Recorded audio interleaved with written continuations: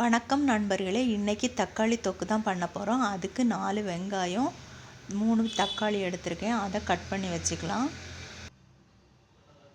ஒரு கடாய் வச்சு அதில் எண்ணெய் ஊற்றி எண்ணெய் காஞ்சோடனே கடுகு போட்டு கடுகு பொரிஞ்சோடனே கருவேப்பிலை போட்டுக்கலாம். கருவேப்பிலை பொரிஞ்சோடனே கட் பண்ணி வச்சுருக்க வெங்காயத்தை போட்டுக்கலாம்.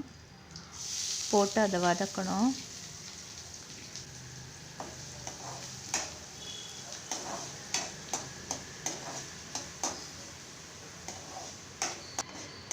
இந்த மாதிரி வதங்கணும். இன்னும் கொஞ்சம் வதங்கணும். அந்தளவு வதங்கினா போதும்.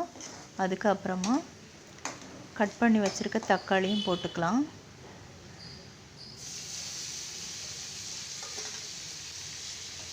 அதையும் கிளறி விடலாம்.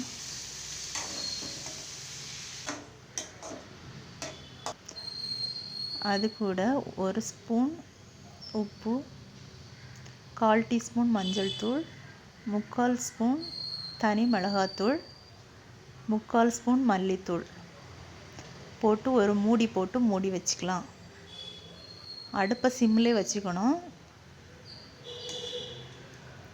இப்போ எடுத்து பார்க்கும்போது கொஞ்சம் அப்படியே மசிஞ்சிருக்கும். கரண்டி வச்சு நம்மளும் மசிச்சு விட்டுக்கலாம் லைட்டாக. அதுக்கப்புறம் திருப்பியும் மூடி போட்டு மூடி வச்சுக்கலாம்.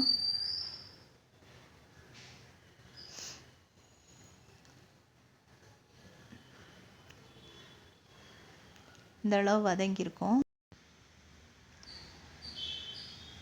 இதுக்கப்புறமா சிம்மிலே போடணும். அப்படியே சிம்மிலே வச்சுட்டு அது கொதிக்கும்போது அந்த எண்ணெய் அப்படியே பிரிஞ்சு வர்றது தெரியும்.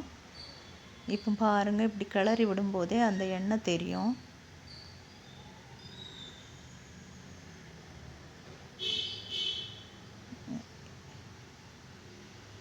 இப்போ தக்காளி தொக்கு ரெடி ஆயிடுச்சு. ஆஃப் பண்ணிக்கலாம்.